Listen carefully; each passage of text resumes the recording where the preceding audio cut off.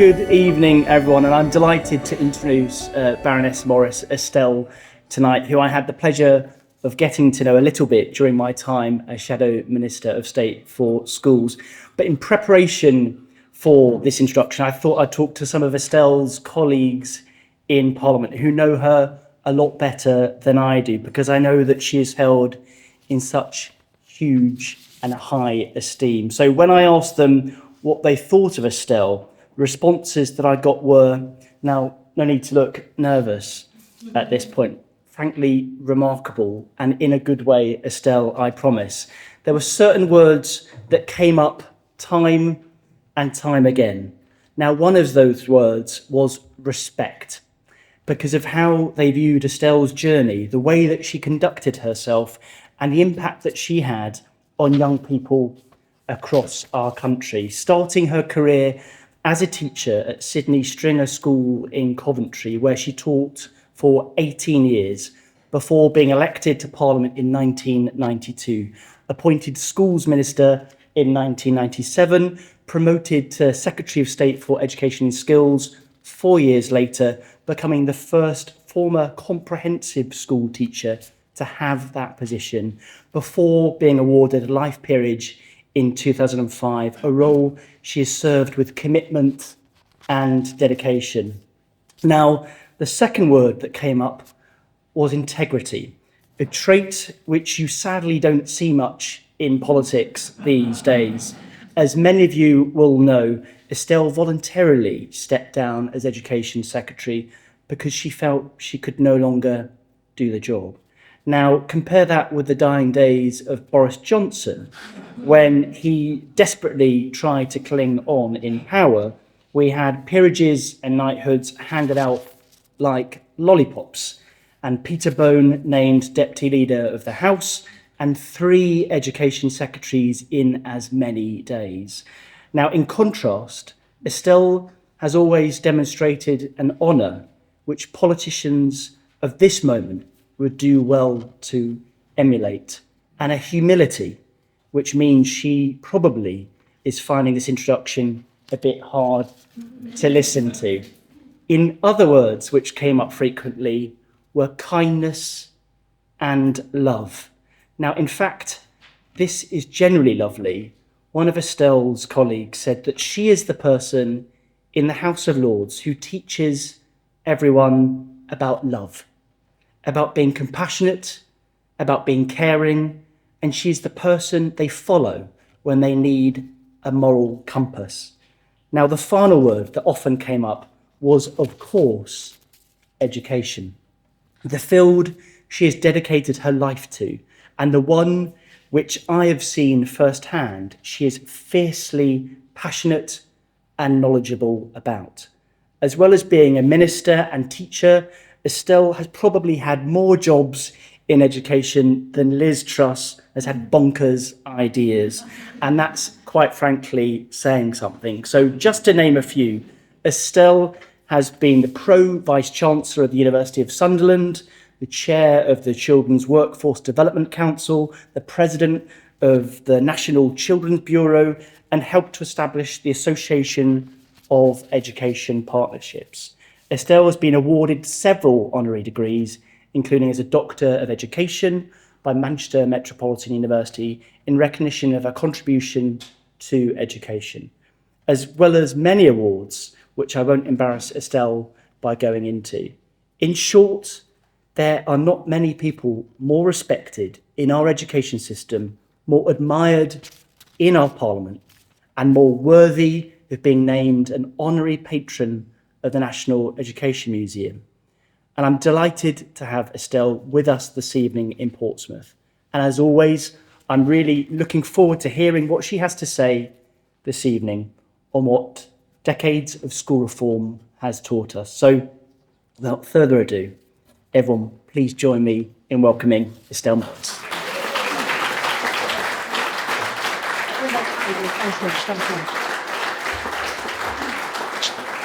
Thank you for being here. I half thought that you would drop out, and it would have been completely understandable had you done so. I can remember the general lectures in which I stood, And if anyone locked me out of the constituency, I just wanted to go home and sleep. So the fact that you'll come here, it means a lot to me. And can I wish you well in the coming weeks? And very much hope, along with Amanda, that we see an extra Labour MP down in Westminster.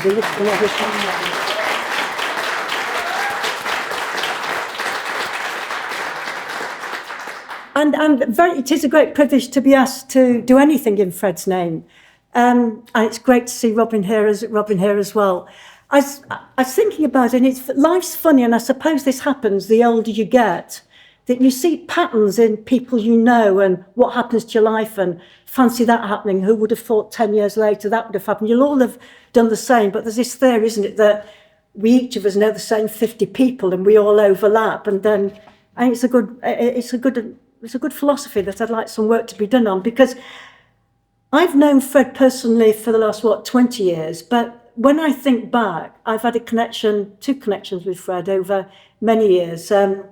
He was at St Catherine's College with my Uncle Alf. They both came from non-traditional backgrounds to get to Oxbridge. They both were born poor and for their ages did remarkably well to get a university degree. And so I didn't know that Fred knew Alf until I saw them in the same building. And they said, well, of course we knew each other. We were at the same university together. And I was thinking as I was coming up here today, who would have thought all those years ago when they were young students that Alf's niece would be today the guest speaker at a lecture in Fred's name? And I quite like that connection. I don't know, there's lots of strands that go through it, which are good. And the other great connection, of course, is that Fred was my General Secretary throughout all my years in teaching. I've checked it just to make sure I joined the NUT, as it was in those days, when I was a student in 1970 and kept it going, was a teacher in 1974. And throughout all the time till I stopped teaching, I think in 92, I think he was the General Secretary. And I wouldn't have thought, when I was a young 22-year-old going into Sydney Stringer, that I would ever give a lecture in the name of my General Secretary. So it's funny how things come back in your life, and they are nice connections, and I like to think about them. I just do want to congratulate everyone in the National Education Museum. You know, it's a great idea that could have hit the dust before now, because these things are difficult and times aren't easy to get money or property or to keep good ideas sustainable. So I just want to thank everybody who's put so much work and effort into it, and wish it well, and really believe that it will happen. And it will tell a story too. I think what I've just said is about telling stories that see us through. And education's in everybody's story, whether it's my uncle and Fred or me being a teacher or our nation, and that's its importance. Right, when I agreed to do this, I chose a title that was sufficiently vague to give me lots of options, because I'm not very good at doing speeches months ahead of time, and I couldn't really think of a title. And what I thought I would do, because I think I'm at the stage in my career now where I like doing this, or would prefer to do it, is to think aloud. I did teach for 18 years, been in politics for a fair amount of time, and I'm up to date, but not as up to date as I used to be when I was a minister. And it's nice to be freed from having to say things and needing to be very, very cautious.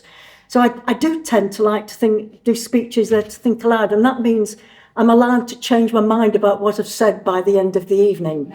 And that's the sort of event that I quite like. But I didn't know we were going to be in the middle of a general election. And one thing I do know is that thinking aloud during a general election is not encouraged. It really is not encouraged. So I got a bit panicky when I started doing this speech, which was about 2 weeks ago, and I thought, oh God, just damn well go for it, and hope there's enough trusted people in the room to actually do that. So I am thinking aloud, and I've not got answers to all the issues I raise. But what I am doing is I'm trying to raise some questions about the questions that are in my mind that I'd like to see politicians and educationists solve together. And they are about the two bits of my life, which is politics and education. So that's what I'm going to try and do over the next 30 to 40 minutes. As I say, I have a bit more of an analysis than I have an answer.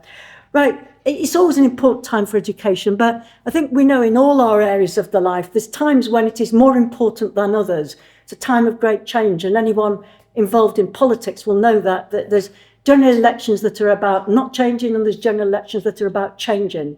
And just that actually sets the climate for everything else that happens. Well, it might be true in politics. I think it is true in politics. I absolutely believe it's true in education. And I wouldn't have said that 10 years ago. I wouldn't have said it 15 or 20 years ago. But I would say it now. And I think unless we as educationists and politicians think about that and seize the chance, if it is a time of great change, we miss out because it drifts and you can't capture that moment again. So those history of education would know this much better than me. But if you take since the end of the Second World War, the 44 Act, time of change made a difference. That period of comprehensive education in the 60s, time of change made a difference. 1988 Act, time of change made a difference. I think we're at that point now. And that means we have to do some real thinking. We have to be brave. And we have to be honest in a way that politicians sometimes are not about policy areas. That's essentially what I want to try and think about today. And the reason I think it's a time of change is that from 1988, with the Great Education Reform Act, there's lots that has changed. And I'm not for 1 minute suggesting that all parties have been the same. I do not believe that. One bit of me doesn't believe that. But there's been a lot of common strands that have remained the same since 1988. So if you look I'll not rehearse it because you're all knowledgeable. If you remember what's been in that 888, National Curriculum Ofsted, qualifications, testing, reporting to parents, market approach to schools, whatever the political parties have done, they remain in place. Now, I think there's been a lot that has been good about that. I think kids get a better deal in schools now than they did when I was teaching. And I was a reasonably good teacher in a very good inner city school. So I think our kids did get a good deal then. I think the kids get a better deal now. I think the quality of teaching is better. I think the quality of school leadership is better. So I think that 88 onwards period has done some good things. And I know it's done some bad things. I know that we've not managed to close the social class gap. And I know that lots of those good things have been done at the expense of well-being amongst teachers and the profession. So it's been a balance. But what I don't think, and it's important to remember that I said I wouldn't be making this speech 10 years ago, I think that model has run its course. And whatever you think about what the good and the bad, how they weigh up, I think it's time for a change. Now I know, because I know so many of you in this room, I know a lot of you don't think it's done much good at all and it would have been better not starting on that journey. I'm not in that camp. I think it has done some good. And I think schools are better now than they were when I taught. But I do think whatever we were going to get out of that system, we can't squeeze anything else out of it. And unless we look back and say, what was good and we want to take on with us, and what was bad and we want to make right, we're lost. And it's a very simple reason why it's run its course. Because the questions we need to ask now about society and what we need from our education system are different than they were in 1988. I'm not going to go into all that, but you know it. They're different because the economy is different, because we've got artificial intelligence, because we've got technology, because we've got the movement of people across the world and what that means for our schools and the children they teach. It's different because we're in some ways slightly less confident and we won't worry more about our mental health and well-being. It's different because we know more. It's different because we've got a different evidence base. So the questions that the 88 Act were trying to answer are not the questions that should be at the top of our agenda now. So whatever you think's been delivered in that period, the questions are different and the political, economic and social and a social context is different as well. Right, that's that bit. This is what I want to talk about. Whatever you think about that, the last period of 30 years, and whatever's been good and bad, I think those years have brought about a deterioration in the relationship between politics and education and between politicians and educationists. And that's what I want to talk about. Because if we are going to take stock, be honest, ask new questions, I want that relationship between education and politics to be one of the things which we address. It's in all our interests, and we need to get it better than it is at the moment. And I've been thinking, obviously, about why that is and what it is that creates that distrust. And there's something about the nature of politics itself, which means it almost lines itself up to be in conflict with teachers and with key public services. And the nature of politics always puts emphasis on failure and underachievement. It's in the interest of no opposition politician to make the speech which said, actually, our schools are quite good. They've improved in the last 5 years. Vote for me, vote for change. It's not, it doesn't work. And so that conversation, politics puts an emphasis on what's not worked, who's been left behind, who's not been served well, who's been let down, and the things that have been done badly. But what that's being heard of if you're a teacher is your job's not been done very well. It's not, you're in a system that's not worked well, that's not improved things. And that's a problem, and it's been a problem for years. Secondly, politicians love to say tough on standards, and it's always heard as tough on teachers. And that's a problem. Thirdly, politicians love to do small initiatives. And in DfE, a couple of £1 million is a small amount of money. So a press release, an announcement, something that looks to be answering a problem or addressing a query is part of the tools, it's part of the tools of the trade of a politician. But if you're an educationalist, it's another demand, it's a change of direction. It's something ticked off, but without the money or the warehouse for you to do as well as you would like it. And I think what is also true is that this is the boundaries of the relationship between politics and education has changed during that 30-year period. And this is what intrigues me most. If you think about, I got a picture in my head. I can only do this pictorially, so I have to describe a picture to you. But if you go back to those 60s, that period of the 844 Act, the comprehensive education in the 60s, just think where politicians were positioned. What were their levers of change? I've got a picture of them standing at the school gate. And what they were doing, it was all about admissions.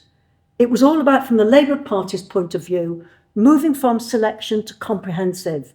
That was the major tool of the job. That and early years education, I think if you were a left of centre politician in the 60s, you thought would break the social class gap and deliver opportunity for all. So you stood as a politician at the gate. What happened in the 88 Act? Think where the politicians standing now. Politicians standing in the school.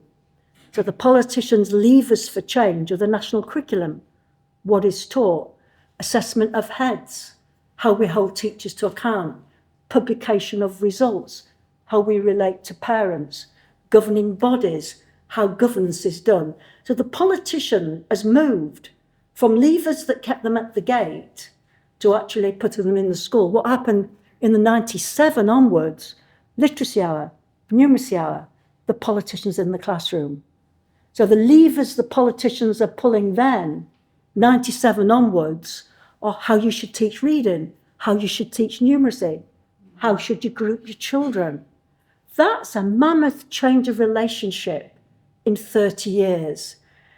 And I think that movement of where politicians stand has been handled badly, and it's that's caused the problems. On the other hand, on the other balance, I can also say that politicians in that 30-year period, and I can only speak of our time in government, I delivered a load of more money. There's more money invested in education between 97, we know the figures, than any time else, and it made a difference. It made a difference, and heads now tell me in retrospect that it made a difference when they compare it with the period they've had for the last 10 years. And politicians create structures in which schools have to work. So if social services is bad and probation's got no staff and there's no early years early education of any quality, it's tough for teachers. But if there's Sure Start and if through education action zones and excellence in cities, you gather around you those other professionals who want to put their hand up and saying, I'm not a teacher, but I'm an educationalist, you create a context in which it's easier for teachers. And politicians can also lead on values. I think it's worth remembering that the generation who are teaching now is the first generation in the history of our country of whom it has been asked, raise standards for every child. They didn't ask that in 1902. They didn't ask that in 1944 when they set up a tripartite system. They started to ask it in 1988, 1999, 1991, when the world changed and we couldn't have a system where some went to university and some would be assumed would work in the factories. So that's values. I think teachers have always believed in raising standards for every child. It's why they go into the job. But the wider society hasn't. So the goal of all political parties now is to have the highest expectations of every child, no child left behind, no child of failure. So even then, it's balanced. But as Stephen said, I'm a teacher, I'm a politician, and it hurts me that the relationship between the two isn't better than it is. Because to be honest, I didn't feel any different in either of those jobs. I felt the same. I felt I was in the same mission. I felt I had the same ambition. I felt I was working with the same group of people. I wanted to achieve the same things. I just had a different role in that world. And that's how I'd like it to be. That's my aim. That's my dream. That's, what does good look like? It's where we all know we're in the same job, but we've worked out what our different roles would be. So that relationship is essential, it's absolutely essential. We've no option to have a relationship between politicians and educators. For all the reasons you know, and I've just mentioned, there's got to be a relationship, and we have got shared goals. So we better try and get on in this period of change when there might be an option to think about it, to just consider some of the things that we might address. Right, I wanted to next talk a little bit about why that relationship, how it's got that way really, and things of the time. We all work in a context. So what's around at this moment that's made that relationship quite difficult to work out? Firstly, politicians have got a different audience and different accountabilities than teachers do. And I can't see that changing. Any politician, including me, who made a speech to a group of teachers that had a journalist in the room, knew you were speaking to more than one audience. It was only in a closed room with doors closed, where there's an element of trust, that you could think out loud and talk about what might be possible and discuss what the barriers in the way. But essentially, every speech, those to the teacher unions, to everything else, is both a speech to and with the profession and a message to the wider public. So that's the first thing. Secondly, and I think this for me, it's the biggest thing, and I can say this because I was a teacher, so it's not meant to be detrimental to our own profession. But what's true, if you go back only 30, 40 years to when I became a teacher, in some quarters, it was being slightly less than a profession. That's the background which it's come from. It wasn't an all degree profession until 74. It's never had the career structure that medicine's had, or university academia, or veterinary science, or anything like that. And most important of all, it's not had that body of research. This is where the History of Education Society very much comes in, on which everybody else can stand. So if you're a scientist, if you're a doctor, if you're in that, you stand on the shoulder of giants, those who've come before you, and you build and move on. But where until 10, 15, 20 years ago, was that body of evidence about pedagogy? I taught for 18 years in a good school, and no criticisms of the support I got. I can't remember the classroom conversations about pedagogy. I can remember them about behaviour and difficult kids and what to do about it and how we could help each other out. I remember talking about extracurricular activities, and I can remember talking about parents' families. I can remember talking about outreach work. I can't remember talking about pedagogy about the science of teaching. And I taught in Coventry near two good universities, and all the planning I did for my lessons, I can't remember ever referring to something the university had in terms of what they'd learned and what they could tell me about pedagogy. That body of knowledge, when I was a young teacher, wasn't there. And in terms of school leadership, well, we had in my school, we had the loud men who would come and sort it out for us smaller women who might have some difficulty with kids and behaviour. Then we went through the hero heads. Then we went through the born to lead, born to be a teacher. We did all that. What we didn't have was a science of leadership, was evidence about what leadership works, what we can build on, what we need to change, leadership in different circumstances. And I think the problem has been that where there's a gap, politicians filled it. So because there was a gap about pedagogy, politicians filled it with a literacy and numeracy hour. Because there was a gap about what leadership works, politicians came in and filled it with all the things we did. Now, that's because they were motivated, in defence of the politician in me. It wasn't for meanness. It wasn't to make life difficult for teachers. It needed to be done. I think there's a query about whether they did it in the right way. But we do need a body of knowledge. We're a profession. We need a body of knowledge on which others can build. Pedagogy is important, and we shouldn't be doing things in classroom that are proven not to work. And new teachers shouldn't have to reinvent the wheel and find it all out again. It needs to build on what everyone in this room has done. And when leaders take on posts, they should be able to look about what the evidence says about what works in their area. And so I think part of the problem of the last 30 years has been is our profession, me as a teacher, has had gaps in it that politics has filled. And I don't think politics would have been able to fill it had the gaps not been there. And the best example of that is when I was a minister, I would have to go on and do the Today programme or whatever programme it was about why the number of children reaching level 4 at Key Stage 2 in literacy and numeracy had only gone up by 5% and not 10%. My colleague down in the Department of Health never had to go on the radio to talk about why the latest antibiotic only cured 70% of people rather than 75% of people. They wouldn't have dreamt of asking a minister that. That was a scientist or a medical person's area. The reading results became the politician's area of conversation because politicians had filled the gap.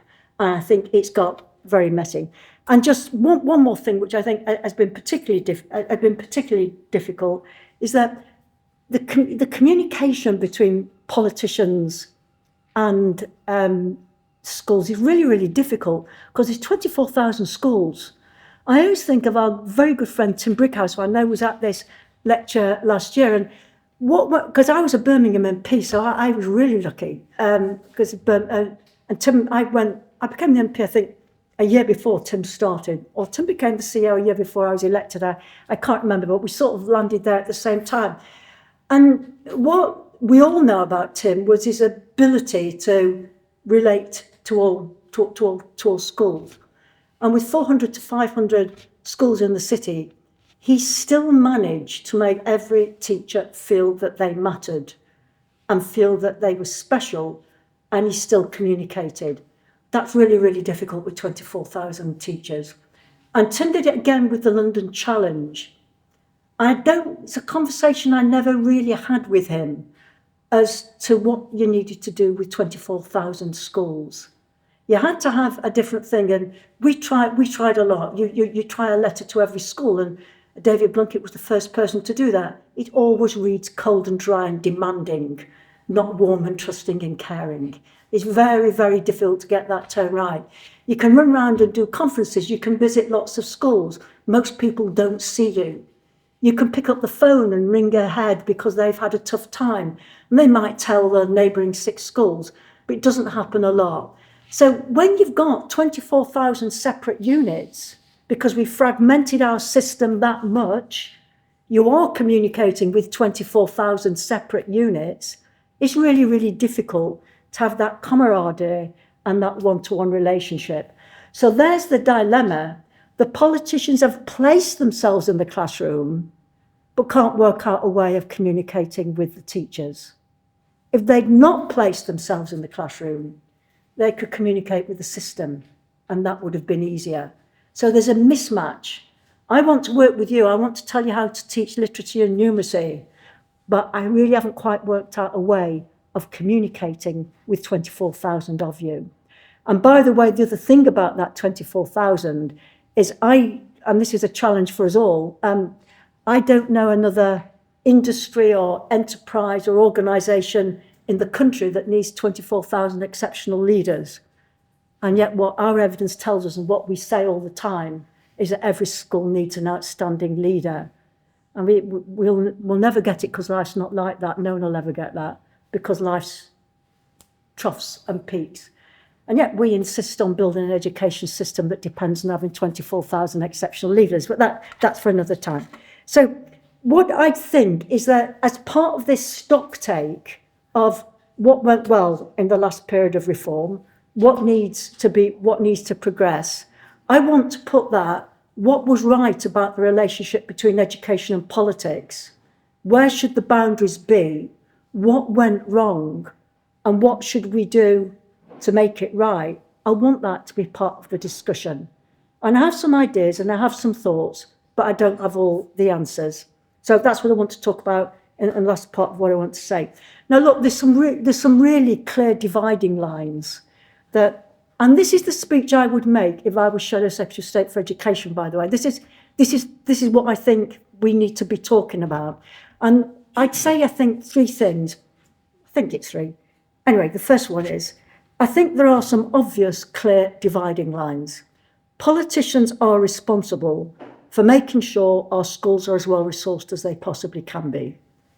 They're responsible for advocacy on behalf of the good that education can do, the importance it plays in our community, and the respect and value that our teachers and our school leaders have to have in our society if things are going to go right.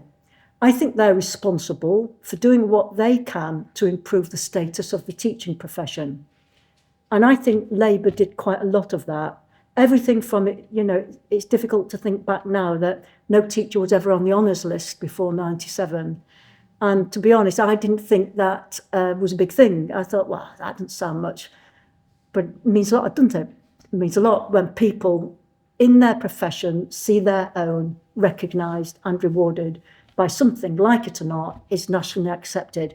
But it is also about the status of having a proper professional career. In 97, we're still in the days of most teachers having one headship and moving straight to retirement. There wasn't executive heads, there wasn't moving they weren't moving heads out from one school to the next, there wasn't that career development. And there wasn't, and I know there isn't now, but there wasn't the advanced skills teacher that tried to reward people who wanted to stay in the classroom for doing just that. So there are ways that politicians can use their bit of our world, our joint world, to improve the status of teachers. And what that gives the message to others is, wow, that job matters. I think there's a lot of evidence to show that people now come into teaching, especially through organisations like Teach First, who would not have considered teaching as a profession 30 years ago.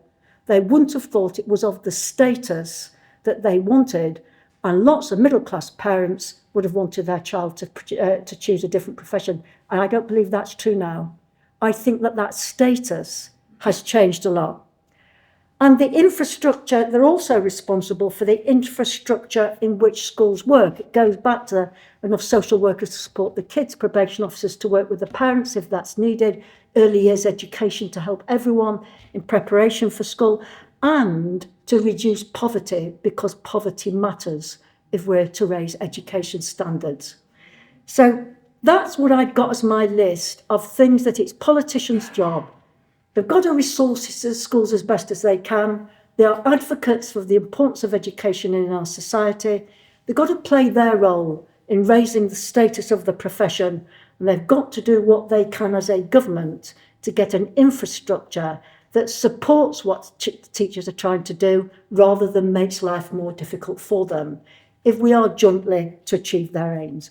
So what do I put on the other side that they definitely shouldn't do? Pedagogy. They shouldn't tell teachers how to teach. Now I'm going to go on to this, that isn't because I'm of the school that said it should all be left to teachers to do what they want. That's how I taught. That's how I taught. It was left to me to do what I wanted, and I changed my mind. I mean, my colleagues change my mind about it every year. Never did any evaluation of the rest of it. There's another argument which I'm going to come on to, but it shouldn't be politicians. Most education ministers are not educationalists, and there's just no rhyme or reason why they should be talking about pedagogy. In the 2015 election, I think it was, we had the ridiculous situation where both the major parties had in their manifestos that children would be taught using synthetic phonics. Do you think they know what that meant? I mean, I was a teacher, and because I was trained as a secondary teacher, they didn't train you to teach children to read when you're a secondary teacher in my day. I know what phonics is. I'm struggling with synthetic phonics to describe it as different than any other kind of phonics. It was in the manifesto. And you think of the things that don't get in the manifesto, and you know why. I mean, the political reason it was there is absolutely obvious. It's about that message for standards. So pedagogy is on the other side of my list. But the interesting thing, and this is where I've not got all the answers and where I think we need the debate, the rest of it, there's lots of areas where everyone has an interest and we need to get a better relationship than we've got at the moment. And that's what I want to go on to now. Now, the present structure that governs the relationship between politicians and teachers is this. It's the old thing. And this is what's been going on since 88. Freedom and accountability. And you do it in a paragraph. Teachers are free to do exactly what they want within the national framework, and we'll let them be free, but we'll keep a check on them through the accountability system, which is regular testing, publication of results, Ofsted inspection, and all the action that follows from them. And we'll set up some institutions to act as a bridge between us, Ofqual, Ofsted. Now that has been the structure on which the relationship between politicians and teachers has been built for the last 30 years. And it's exhausted. It doesn't work. It doesn't bring about mutual trust. It doesn't work for the teachers. And to be honest, it doesn't work for the politicians. And somehow that's what we've got to think about. I think that structure is seen as defending the government's interests and not the teachers' interests. So they're seen as government organisations, what government thinks the relationship should be, not teachers' organisations and what teachers think the relationships would be. And all I think that I've managed to do so far is to list some areas which I think we need to have. I found this bit really difficult to do. There are areas where we both have an interest and therefore we need to have a proper relationship to work out the answers to these problems. So they're these, and I've got a little list. It's in all our interests that we talk about the skills and knowledge needed by the nation, by our economy, and how that changes and what that might look like in the future. It's in both our interests to have a conversation about skills and knowledge needed by citizens, which is different than the skills and knowledge needed by the nation and about the economy. It's in both our interests to have a conversation and a system that doesn't make any subject or any area of learning feel less important than any other subject, than any other area of learning. It's in all our interests to be able to describe individual pupil progress so we know how our children are going on, so that we can look at the information, see what it tells us and build on it so that our children can do better. And we can talk to the parents and those who love that child so we can help them, support them. It's in both our interest to be able to describe the progress that our schools in general, not our individual children in it, our schools in general and our school system is making, because not to do so would be silly. It's in all our interest to have a conversation about what the balance should be between local and national. We're all citizens of the United Kingdom. We have to have a school service that serves us all, but place matters, and areas matter, and locality matters. And so we need a conversation about what that balance would be. It's in all our interests to do as much as each of us can in our different roles to make sure we have as good workforce recruitment and retention as we possibly can. Because if we don't get that right, it's tougher for those teaching, and it doesn't work for politicians either, because our joint endeavours can't be delivered. And it's in all our interests to work out what children need outside school so it can support their learning within school. So that's what I'm not a curriculum maker. I've not got that skill. I know lots of people in this room have. That's not my background. So I've probably described those things in a way that don't make sense to those of you who do. And you'd be able to do that better than me. But those are the areas for me that we both have a responsibility for. No one owns that. Politicians don't own that list, and teachers don't own that list. We all own that list. So it's good if we can talk about it. I talked earlier on about context and what that means, and this is I really am an optimist on this. Things do get better, they really do, not just in 97 but elsewhere as well. And I think this conversation is possible not only because the old system has run out of steam, but because the context has changed. 2024 is different than 1987. I just got 4 things that I think are different now, which means the conversation about that relationship can be different and be better and go further than it's gone in the past. So first, there is a body of pedagogical knowledge and a growing body of pedagogical knowledge. You hear it in the classrooms. You go in the staff rooms now and you talk to teachers, and they are talking about how to teach children. It's wonderful. I'm very, very fond of the Education Endowment Foundation because it's a government body that actually, that's the best thing Michael Gove did. I might say it's the only good thing he did, but I wouldn't say that. But I know that I approve of the Education Endowment Foundation because it seemed to me the mark of a profession. Research what you're doing and make it available to other people. And there's a body of knowledge about leadership. I've listened into some marvellous conversations from school leaders about them learning from each other, what they can tell each other, what they've experienced. And when I talk to people who are taking on the leadership of more than one school, a multi-academy trust, or leaders of schools that serve special educational needs or disadvantaged communities, they pinpoint what leadership is needed in their particular circumstance. So we are now a proper profession in terms of having a body of knowledge on which we can build and which will become someone else's starting point. So the new teachers who come in next September, their starting point is our area of highest achievement. They don't go back and reinvent it again. I could make a list of things that have been reinvented during my time in teaching and in politics. I'm not going to list them, but they shouldn't be doing that. It's a waste of time. So that's the first thing. And because of that, school leadership and teachers are better. It is genuinely a better generation of teachers and a better generation of school leaders. The quality of what happens in our school is better, strained though it may be, and exhausted though it may feel, it is better. Thirdly, we've gone through a terrible period of fragmentation, and politicians have failed to resolve that. And if there is a Labour government, it's something that they must address. But schools have begun to resolve that themselves. They've formed partnerships to work together. Multi-Academy Trust calls them to work together. The Association of Education Partnerships, which is school-led, work together. I chair the Birmingham Education Partnership, open to every school in Birmingham. Grammar, academy, comprehensive, whatever, they can all join. So we've got schools working together and what they've learned from that.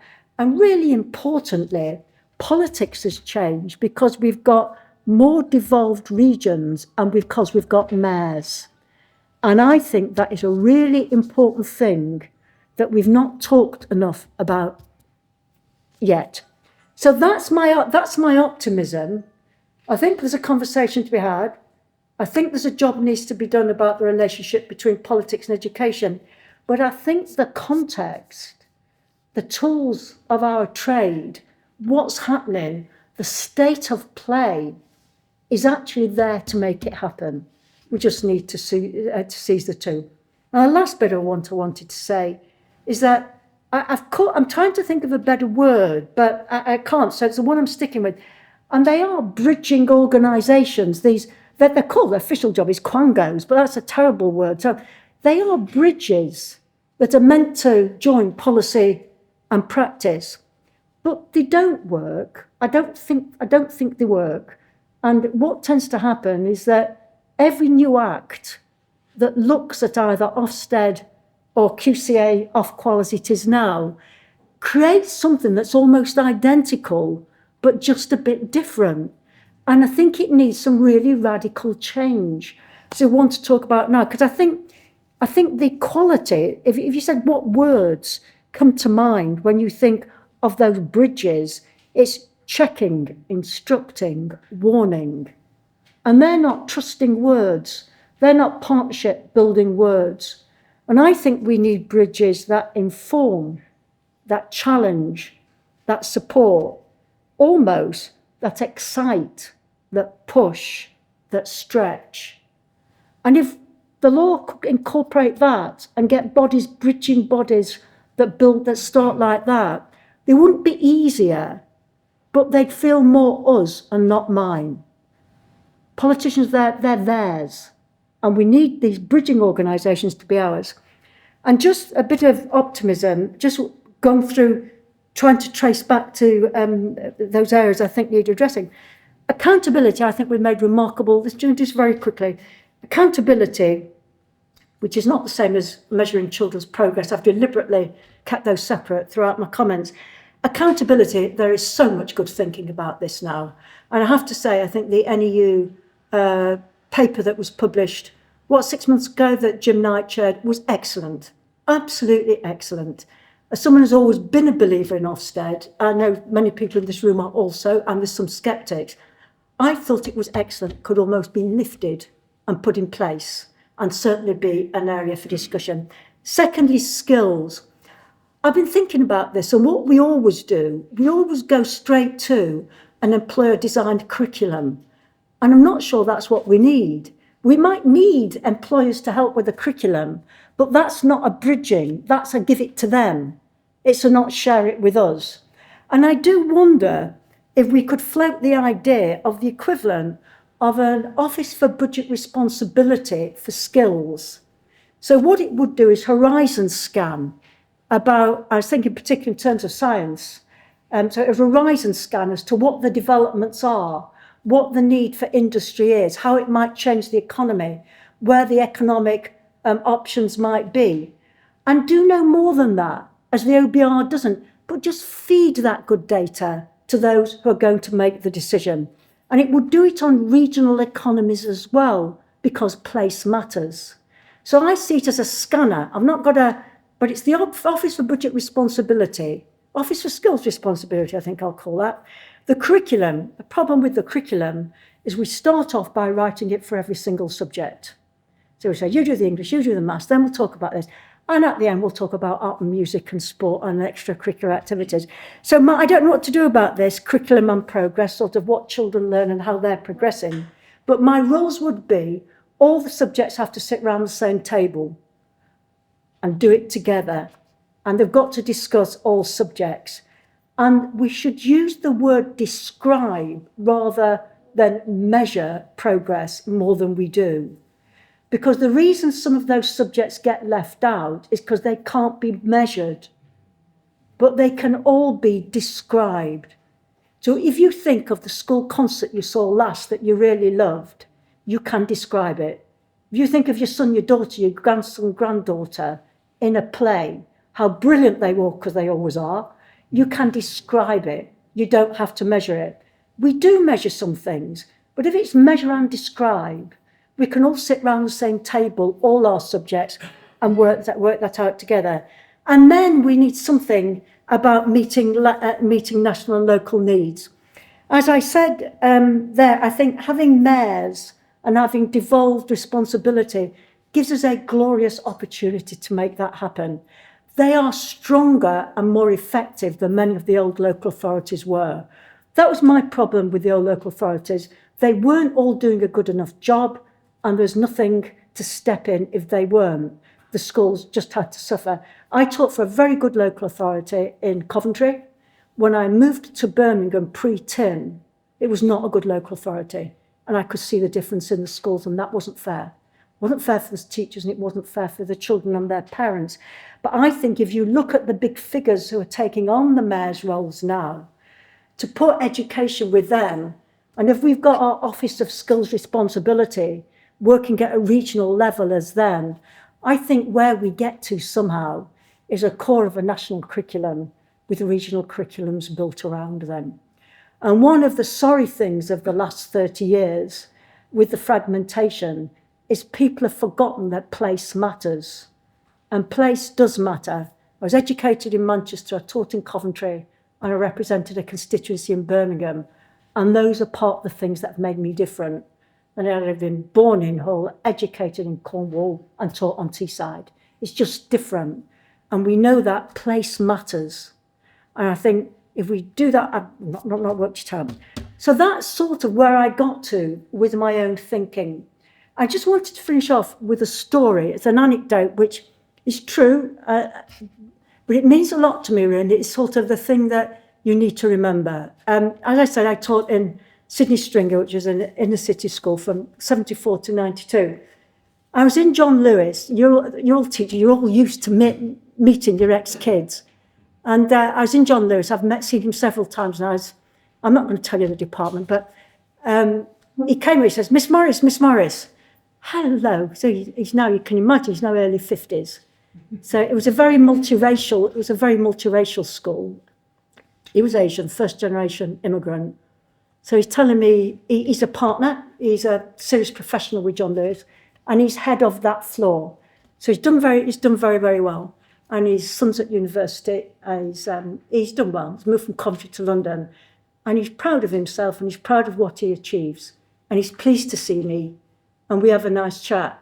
So then he says, have you got any photos from when we were at Stringer? I said, yes, I said, but, not a lot. So he gets his phone out, remembering that he must have left school in the early 80s. Gets his phone out, pre-digital photographs, that's the key thing. And he shows me 2 sets of photographs. One is him and 3 friends, all of whom I recognised, in a pub in Coventry. He still goes back to them because he's still got family. And that was the boys, all now in their late 40s, early 50s, out for a drink. I said, of course I remember him, that's very nice. But then he shows me another photograph, and it's a Sydney Stringer staff photograph, because I was on it. So it's pre-1992. I reckon it's about 1990. I said, good gracious me. So we had a good look at the photographs. He put the camera away. No, he didn't. He forwarded them to me. They're on my phone. And then afterwards I thought, good gracious me. He has somehow got photographs, one of which he wasn't on. It's a picture of the staff, the teachers, not him and the teachers. It's his close friends and it's his teachers, and he's put them on his phone. Now, I don't know technically how you do that, but he's gone to some effort. And I thought, we must have done something right for that lad. We must have done something right. Whatever exams he's got, whatever he's made of his life, however he feels, he wants to show me, 30 years on, that he meets the friends that he had throughout his early life, and he carries in his pocket a phone that's got a picture of his teachers on. Now, that's the thing that makes me immensely proud. Equally, as a politician, if I ever meet anybody who said, and you do believe it or not, who said, Estelle, I'd like to thank you for that initiative really worked for me, and I'm glad we did it. It could be Excellence in Cities, it could be a myriad things. That makes me feel really proud. And that's the thing that links us. At the end of the day, it's what happens to individuals that is the thing that joins my two professions together. And I don't get any more joy or pleasure or feeling of gratitude from the teacher who I taught, from the person whose policy we had that they might actually have liked. And I just think that, you know, you can write policies, you can do what you want, you can make speeches, but education is essentially a people business. And that's what makes it difficult. You can't replicate anything. It's a bit like football. I'm a Manchester United supporter, and we've had very good managers over the last few years who can't replicate success elsewhere because there's something about Manchester United that's not right. And it's the same, but will be mended next season. But it's the same thing. We're essentially a people business. And that's what's difficult for our joint challenge. Trying to build structures, trying to replicate what works, trying to communicate is really difficult when you're in a people business. But it's still one of the most important and one of the best areas to work in the world. So that's my offering for tonight. I hope it was meant to give you something to think about, but I genuinely hope that it might be a bit of an agenda that after the election somebody might care to take up. Thank you very much.